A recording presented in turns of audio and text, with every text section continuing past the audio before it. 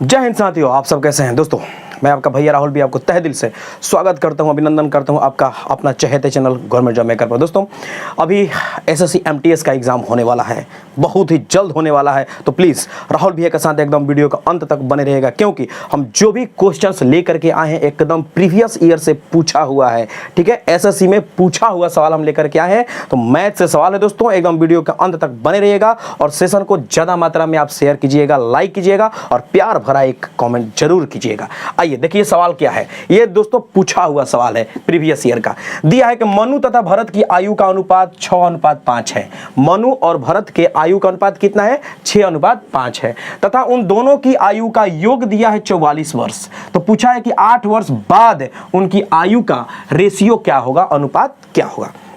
यहां पर हम कोई एक्स वेक्स कुछ नहीं मानेंगे। देखिए ध्यान से, यहां पे हमने लिख दिया मनु, मनु के लिए m और भरत के लिए लिख दिया b।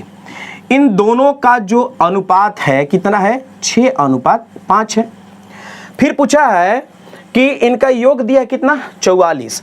तो अनुपात में इसको जोड़ा तो कितना मिल गया? अनुपात 11, 6×5 11 और अनुपात 11 का मान कितना दिया है?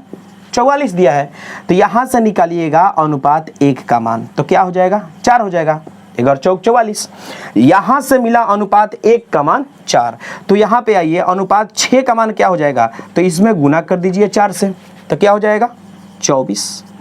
यहां पे आइए अनुपात 5 का मान, तो यहां भी गुना कर दीजिए 4 से, क्योंकि अनुपात 1 का मान निकला है 4, तो यहां पे हो गया 20। यहां तक तो एकदम क्लियर।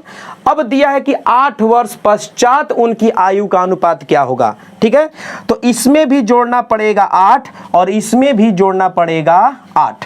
अब देखिए ये कितना हो जाएगा? ये यहां से आ गया 32, 24 और 8 32, और यहां पे हो गया ये 20 और 8 28। ठीक, और यही तो पूछा था, इसका रेशियो पूछा था कि इसका अनुपात क्या होगा। यहां से देखिए ये कट जाएगा, 8 से कटेगा तो 4 से कटाया तो ये 8 हो गया, और ये 4 से कटाया तो 7 हो गया, यानी कि 8:7 आपका क्या हो जाएगा? राइट आंसर होगा। किस में दिया है? तो option C will be right answer. लेते हैं और सवाल। आइए दोस्तों देखिए, सवाल दिया है कि 20% की छूट पर किसी इलेक्ट्रॉनिक ऑर्गेनाइजर की कीमत 100 रुपया है। ठीक है, तो इसकी वास्तविक कीमत क्या है? दोस्तों एसएससी एमटीएस में कोई हार्ड मैथ नहीं पूछता है। ठीक है, तो जैसा उसका लेवल है उस टाइप का हमने मैथ आपके सामने लाया, और ये जो भी मैथ है सब प्रीवियस ईयर का पूछा हुआ है। ठीक है, तो 20% छूट, तो प्रतिशत अपने आप में होता है 100%, उसमें 20% का छूट यानी कि 80%, और 80% का दाम दिया है कितना? 100 रुपया। ठीक है, आपसे क्या पूछा है? वास्तविक कीमत, यानी 100% पूछा है, तो 100% का कीमत क्या हो जाएगा? तो देखिए 100 बट्टा में 80 और गुना में क्या हो जाएगा? 100। ठीक है, 100 बट्टे 80 और गुना 100। अब ये देखिए यहां से ये कट एंड बोल्ड हो गया, यहां से आ गया ये 4, ये कट के आ गया 5, इसको इसके साथ कटाया तो आ गया 25। कितना हो जाएगा? 125। यानी वास्तविक उसका कीमत कितना था? 125 रुपया था। किसमें है? तो option A will be right answer. लेते हैं अगला सवाल। दोस्तों हम हर एक टॉपिक से आपके सामने क्वेश्चंस लेकर के आएंगे। ऐसा नहीं है कि कोई एक ही टॉपिक रहेगा, हर एक क्वेश्चंस लेकर आएंगे टॉपिक से। कहने का मतलब कि जो भी टॉपिक से आपके एग्जाम में मैथ पूछेगा वो हर एक टॉपिक से। देखिए जैसे कि यहाँ पे आ गया अभी रेलगाड़ी से दिया है कि 2 रेलगाड़ी विपरीत दिशा में चलती है, जिनमें से एक की गति दिया है कितना? 36 किलोमीटर प्रति घंटा और दूसरे की गति दिया है 45 किलोमीटर प्रति घंटा। ध्यान से देखिएगा, धीमी गति से चलने वाली रेलगाड़ी में बैठा हुआ व्यक्ति तेज चलने वाली रेलगाड़ी को 8 सेकंड में पूरी गुजरता हुआ देखता है, तो तेज चलने वाली रेलगाड़ी की लंबाई क्या होगी? यहां पर क्या क्या दिया है? एक की गति दिया है यानी कि चाल दिया है 36 और दूसरे का दिया है 45, और यहाँ पे समय दिया है 8। ठीक है, यानी कि देखिए हमसे पूछा है लंबाई, यानी कि पूछा है डिस्टेंस, और डिस्टेंस इक्वल क्या होता है? स्पीड मल्टीप्लाई टाइम, यानी कि दूरी बराबर होता है चाल गुना समय। यही होता है फॉर्मूला, इसी पे हम बैठाएंगे। अब रही बात कि चाल दिया है 2, समय दिया है 8 सेकेंड। ठीक है, अब हम यहाँ पे क्या करेंगे, और आंसर बताना है कि इसमें मीटर में बताना है।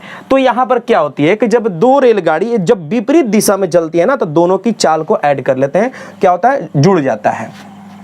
तो यहाँ पे आइए, स्पीड के जगह पे क्या करेंगे कि हम 45 प्लस, ठीक है, कितना लेंगे? 36 है, इसको ले लिया। इसके बाद ध्यान दीजिएगा, ये जो है किलोमीटर प्रति घंटा में है और हमको बताना है मीटर में है, तो मीटर में जाने के लिए हम 5/18 से क्या करेंगे, यहाँ पर गुना करेंगे और उसके बाद समय दिया है कितना, 8 सेकंड दिया है। ठीक है, चलिए अब इसको कटाएंगे हम कैसे, तो इसको जब जोड़ेंगे तो कितना मिल जाएगा, 81 गुने 5/18 और गुने 8, ये आ जाएगा आपका मीटर में आएगा। क्यों, क्योंकि यहाँ पे आ गया मीटर प्रति सेकंड और यहाँ भी सेकंड है, तो सेकंड से सेकंड गया तो क्या मिला, मीटर मिलेगा। ये देखिए कटेगा, 9 दूनी 18 और 9 नवा 81, ये 2 से कटा था, गया 4 पंचों का 20 और 20 नवा कितना आ जाएगा, 180 मीटर। और यही हो जाएगा आपका सुपर डुपर आंसर। किस ऑप्शन में है देखिए, तो ऑप्शन डी यहाँ पर दिखाई दे रहा है, option D will be right answer. लेते हैं अगला सवाल। जी हाँ साथियों, देखिए सवाल दिया है, यदि चीनी का मूल्य 25% बढ़ता है तो एक घर वालों को अपना चीनी का उपभोग कितना कम करना पड़ेगा। ध्यान से देखिएगा, कितना कम करना पड़ेगा जिससे कि उनका खर्चा न बढ़े, बिल्कुल न बढ़े। ठीक है, यहाँ पर चीनी के मूल्य में वृद्धि हो रही है जी 25% का, लेकिन बोल रहा है कि घर वालों को अपना चीनी का उपभोग कितना कम करें, मतलब कितना खाएं ताकि उनका खर्चा न बढ़े। तो यहाँ पर हमसे पूछा है कमी, ठीक है, प्रतिशत में पूछा है तो प्रतिशत कमी पूछा है। कितना बढ़ रहा है, 25 बढ़ रहा है। प्रतिशत में बढ़ने का मतलब कि 100 से ऊपर, ठीक है, तो 25% कहने का मतलब कि 125, ठीक है, और फिर यहाँ पे क्या करेंगे, 100% से गुना कर देंगे, आंसर बन के रेडी।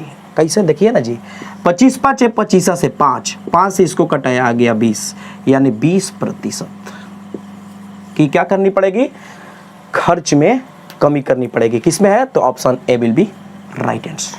लेते हैं अगला सवाल। आइए दोस्तों, दिया है कि किसी परीक्षा को उत्तीर्ण करने के लिए कुल अंकों का 36% अंक प्राप्त करना आवश्यक है। कोई एग्जाम हो रहा है जिसमें बोला गया है कि 36% आपको लाना ही लाना है। ठीक है, एक व्यक्ति है जो कि 113 अंक ला पाता है और उसे 85 अंकों से फेल कर दिया गया, ठीक है, अनुत्तीर्ण घोषित कर दिया गया। तो पूछा है कि परीक्षा का कुल कितना अंक है, कुल अंक पूछा है कि कितना है। दोस्तों उसको 113 तो मिल चुका है, 36% लाना है पास होने के लिए और फेल हुआ है 85 अंक से। यदि हम इन दोनों को जोड़ेंगे तो मेरा 36% आ जाएगा। ओके, चलिए, तो 36% आएगा कब, जब 113 को जोड़ेंगे इसके साथ, ये इतना नंबर से वो फेल हुआ है। ठीक है, तो हमको मिला यहाँ पर 36% का वैल्यू कितना मिला जी, तो 5 3 8 9 1 198। आपसे पूछा है परीक्षा का कुल अंक, कुल अंक यानी कि 100%, तो 100% का मान निकाल दीजिए यहाँ से, बस क्लियर। तो 100% में क्या हो जाएगा, 198 बट्टे में आ जाएगा 36 गुना में 100, कटेगा ये 18 दूनी 36, 18 एकम 18, 18 एकम 18, और फिर यहाँ से ये कट गया, कै बे में, 50 बे में, क्या हो जाएगा 11 5 55 पर 1 0, यानी कि उसका परीक्षा का कुल अंक कितना था, 550। यही है, देखिए ऑप्शन सी विल भी क्या हो जाएगा, राइट आंसर होगा। आते हैं अगले सवाल लेकर। देखिए दोस्तों, दिया है कि 3 वर्षों में यदि 1900 रुपये की धनराशि एक निश्चित साधारण ब्याज की दर पर कितना हो जा रहा है, 2100 रुपये हो जाती है, तो 5 वर्षों में उसी ब्याज दर पर, ठीक है, 11,400 की धनराशि कितनी हो जाएगी। यहाँ पर सबसे पहले निकालेंगे ब्याज इससे, ठीक है। यहाँ पर देखिए ये आपका है प्रिंसिपल यानी कि मूलधन है, यहाँ पर दे रखा है मिश्रधन, ओके, अमाउंट यहाँ पे दिया है 3 वर्ष, ठीक है। हमको निकालना पड़ेगा, यहाँ से सबसे पहले निकालेंगे ब्याज। तो यहाँ से ब्याज निकल के क्या आएगा, तो आ जाएगा 2100 में से माइनस कर दीजिए इसको, क्योंकि ब्याज बराबर होता है मिश्रधन घटाओ मूलधन। तो हमको निकल करके आया कितना, 200 रुपया। अब यहाँ से निकालेंगे आर, रेट निकालेंगे, तो रेट निकालेंगे तो क्या आ जाएगा, एसआई यानी कि 200 गुने 100 बटे में मूलधन कितना दिया है 1900 और गुने में कितना हो जाएगा समय 3। अभी इसका कारोबार बाकी है। चलिए ये देखिए 2 0 से 2 0 गया और कटेगा नहीं, कटेगा कहीं से नहीं कटेगा, तो कितना आ जाएगा 200 और बट्टे 19 3 57, ये आ गया आपका रेट आ गया कितना 200/57% आपका क्या आया, रेट आया। ये हो गया।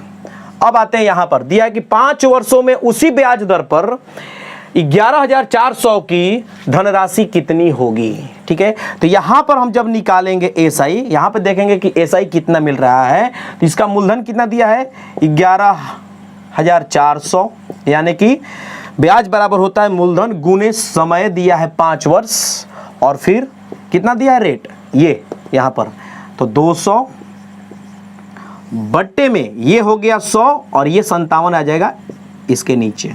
ठीक है, ये यहां से निकल के आएगा मेरा नया एसआई।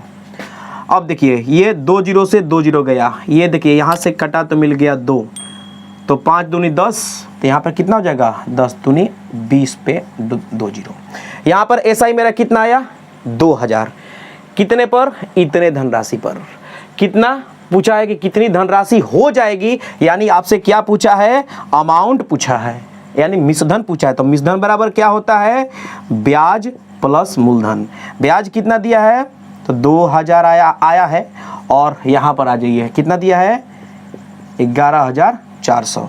इसको जब जोड़िएगा तो आपको मिल जाएगा 13,400, और यही हो जाएगा आपका सुपर डुपर आंसर। किस में है 13, option C will be right answer. आते हैं अगले सवाल पर।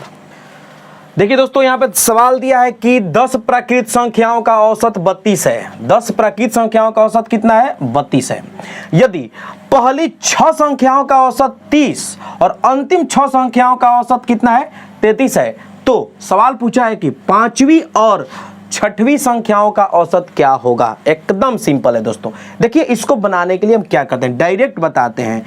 क्या क्या पूछा है, 5वीं पूछा है और 6वीं पूछा है, और क्या पूछा है 6वीं का औसत पूछा है, यही ना जी, औसत क्या होगा।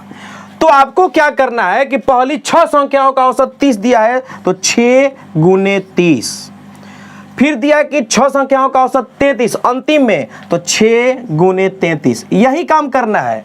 और यहाँ पे टोटल कै गो है 10 गो है, इसका औसत कितना दिया है 32, यानी कि 10 गुने 32। आपसे 5वीं और 6वीं यानी कि 2 है ना जी, तो इसको जोड़ दीजिएगा, इसको घटा दीजिएगा, बट्टे में कर दीजिएगा 2, इसको सॉल्व कीजिए, आंसर पाइए कितना हो जाएगा। तो 180, यहाँ पे आ जाएगा 198, और यहाँ पे आ जाएगा 320, बट्टे में कर दीजिए 2।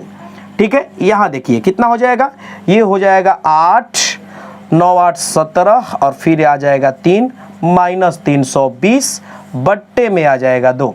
ठीक है, यहाँ पे कितना हो जाएगा जी, तो हो जाएगा 58/2, कटा दीजिए, आंसर पाइए। बस कुछ तो नहीं किए, देखिए एकदम सिंपल है। आपसे पूछा था 5वीं और 6वीं संख्याओं का औसत, औसत बोला था इसलिए हमने यहाँ पर 2 लिया।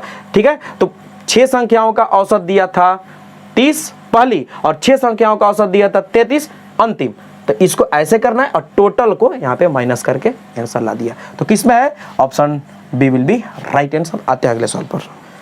आइए दोस्तों, देखिए सवाल दिया है, ये भी औसत से है। ठीक है, मोस्ट इंपॉर्टेंट क्वेश्चन एकदम देखिएगा। दिया है कि ए 11 23 17 का औसत कितना दिया है 15 दिया है। फिर यहाँ पे देखिए ए बी 12 25 का औसत दिया है 16, तो आपसे पूछा है कि ए बटा बी का मान क्या होगा।